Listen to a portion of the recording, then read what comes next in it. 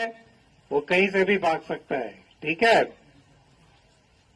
बातचीत नहीं, जितने बात कर रहे हो उतना एनर्जी आपको वेस्ट हो रहा है।